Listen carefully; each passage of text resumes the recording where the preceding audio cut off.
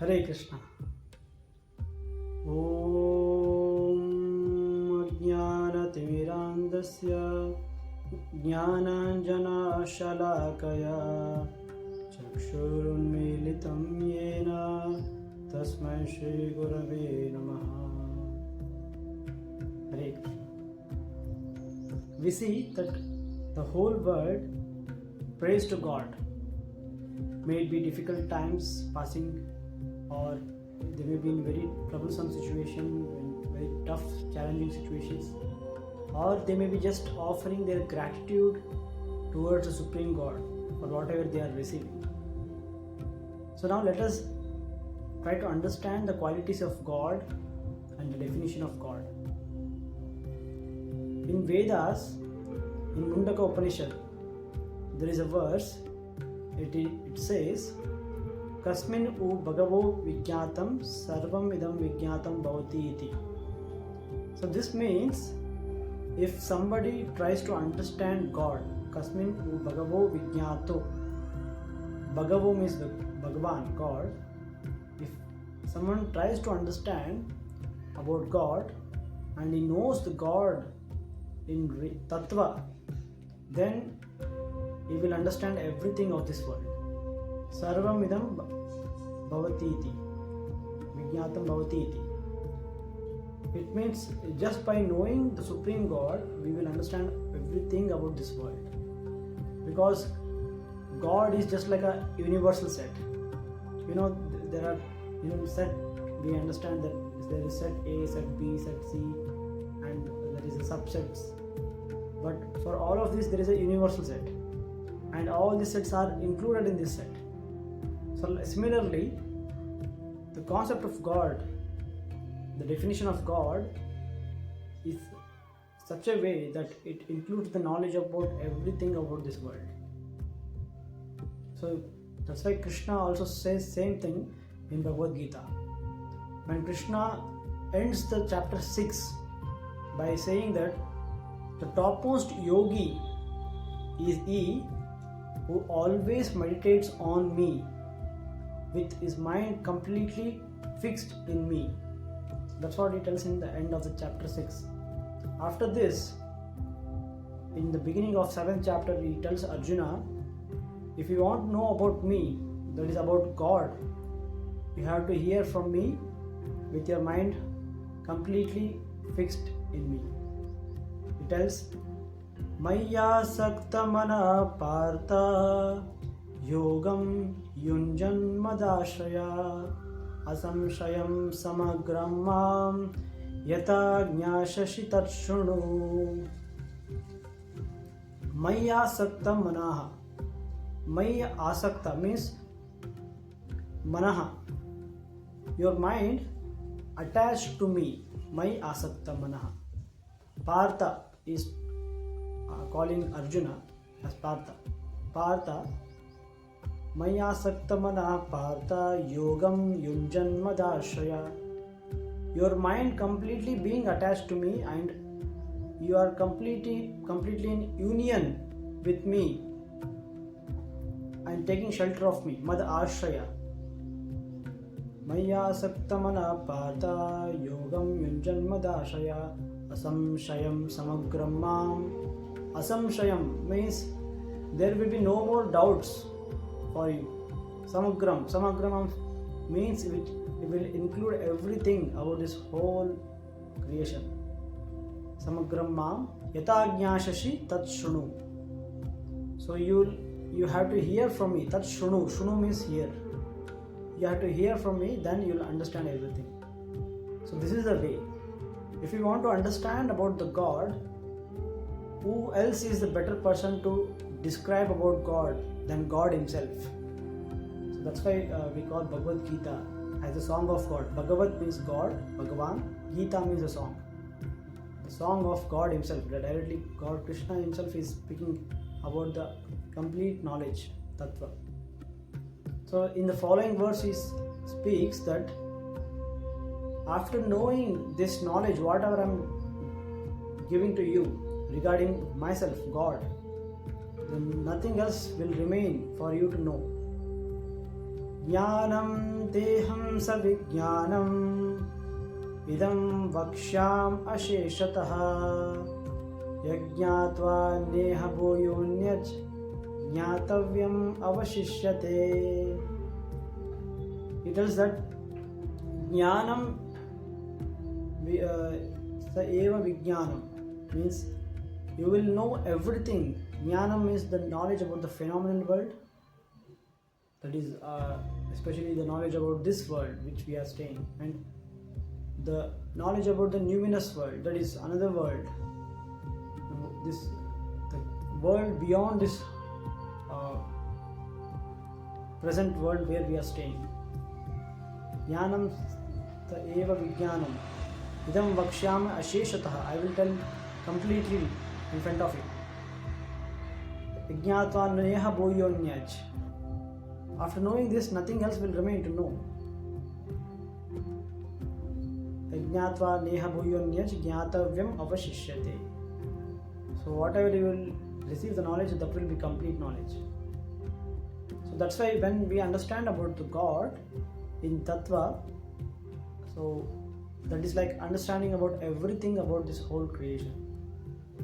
So now coming to the point that what is the definition of God? What do you mean by God?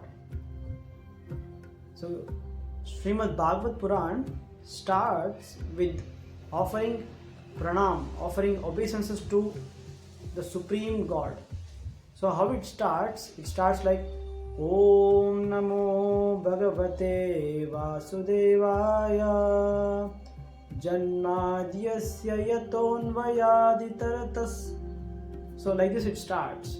So it starts with Janmadhya Yasya Yataha. It means Janma Adi Yasya Yataha means from whom all creation, maintenance and destruction is happening. Everything in this world, maybe human beings, animals, all living entities, and devatas, yakshas, kinnaras, gandharvas, even Lord Brahma, and all these stars, planets, sun, moon, everything undergoes three phases, that is creation, maintenance and destruction. There is a Srishti, then Sthiti, that is maintenance, and Pralaya at the end.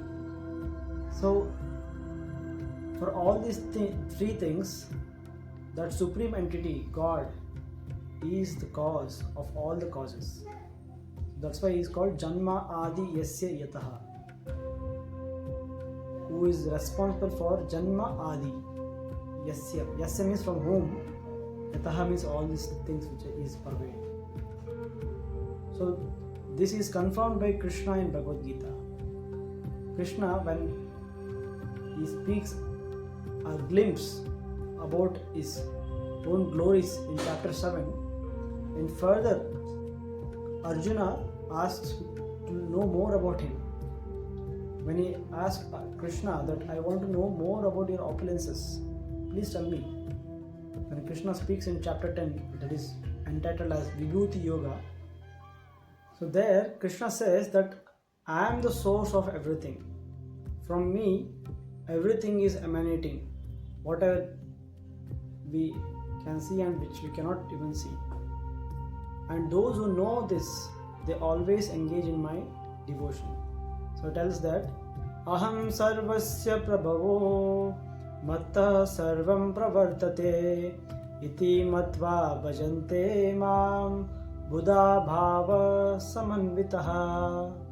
It tells that Aham sarvasya prabhavo means I am the master of everything which you see here and which you cannot even see, those things which are there in the cosmic universe. Aham sarvasya prabhavo mattah sarvam pravartate. Mattaha means from me, everything emanates. Means he is the source of everything in this whole creation. Iti matva bhajante mam. Iti matva means those who know this, bhajante mam. They do my bhajan, means they do my devotion. How do they do the devotion? Buddha bhava samanvita. Buddha means with their full intelligence, and bhava means with their full emotions, with their full feelings. Samanvita. So this is confirmed by Krishna in Bhagavadgita, that he is the supreme God from whom everything is emanating. And when in creation there are two stages. One is called Visarga and other is called Sarga. Visarga is a creation when Krishna,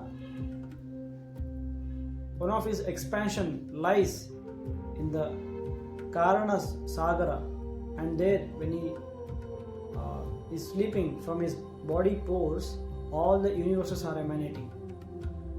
Ananta Koti Brahmandas are just emanating from his body pores.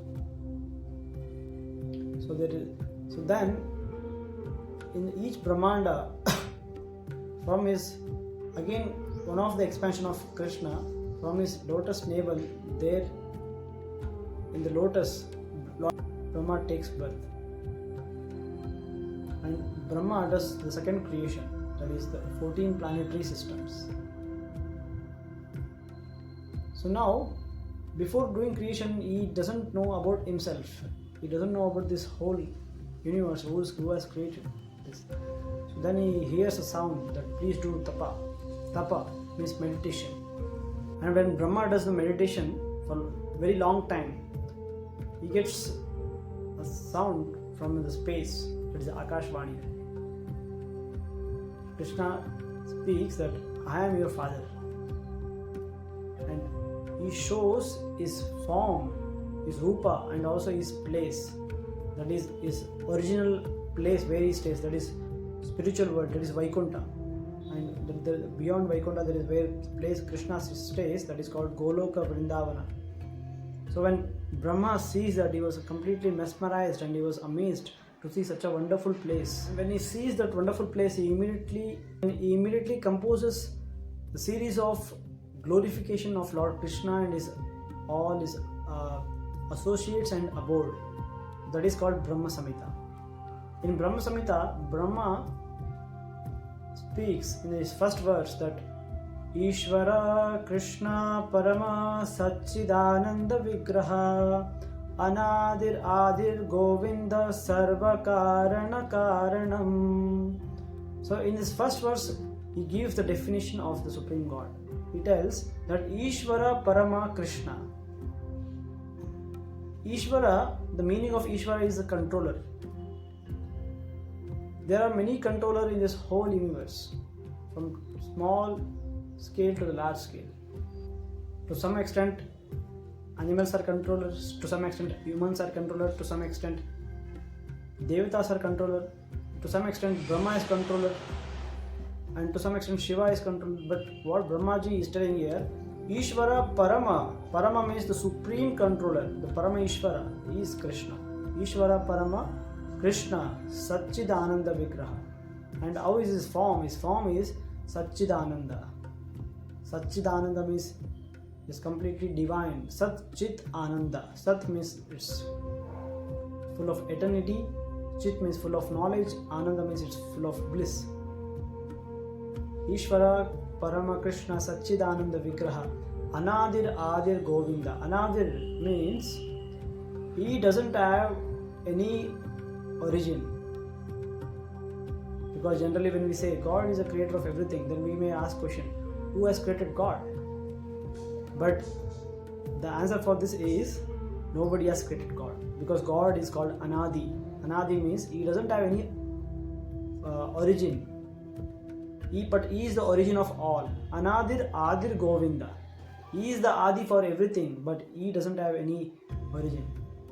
Because even by logic we can understand, if God has an origin, it means that if God is having a creator, if God is created by something else, then he doesn't become God.